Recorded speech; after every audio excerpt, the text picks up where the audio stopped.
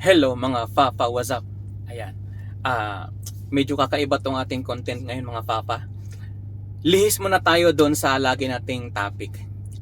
Mag-reaction video lang ako dito sa sinabi ng isang congressman na hinalal ng taong bayan para lang maupo sa gobyerno. Hindi ko malaman, pastor pa yan, naturingang pastor sa kanyang nasasakupan na simbahan. Congressman. Ito yung congressman na hindi karapat dapat tawaging honorable eh. Mantakin nyo kinokonsinti niya. Lantaran talaga niyang kinokonsinti ang mga taong nagbebenta ng mga ipinagbabawal na gamot. Grabe. Maiinis ka talaga eh. Pagka napanood mo yung video na yan, yung lalo yung kanilang quadcom, pag napanood mo yung mga sinasabi nito, maiinis ka. Talagang maiinis ka. Panoorin, ayan mga Papa, panoorin nyo yan. Tinatanong ko, ano ang pagkakaiba ng drug pusher na yun lang ang kanyang trabaho? Mahirap na tao ito na kumikita sa drugs para makakain sila. Anong pagkakaiba niyan sa pulis na pumapatay din ng drug pusher upang magkaroon ng pera? Anong pagkakaiba? Walang pagkakaiba eh. O, di ba? Oh. Anong sabi niya? Mahirap na tao lang ito.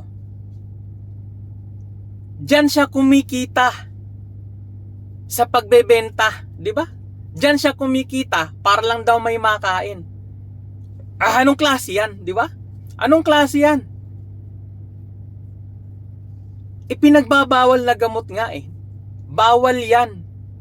Tapos kukonsintihin niya, sasabihin niya, diyan lang daw kumukuha ng ipinangkakain yung tao na yan. Diyos mio. Mr. Abante.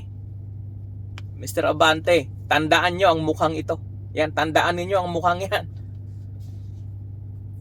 Ito yung mga taong ito yung mga taong hindi karapat-dapat sa gobyerno. Grabe. Talagang mayayamot ka. Diyan lang daw siya kumukuha ng kanyang ikabubuhay sa pagbebenta ng ipinagbabawal na gamot. Anong klaseng utak mayroon ka, Mr. Abante? Hindi ko maintindihan sa nangyayari sa ating bayan ngayon kung anong klaseng mga taong nakaupo dyan sa position ngayon, lalo ang mga congressman natin. Hindi naman lahat ganyan ang pag-iisip, pero mas marami talaga. Yun lang.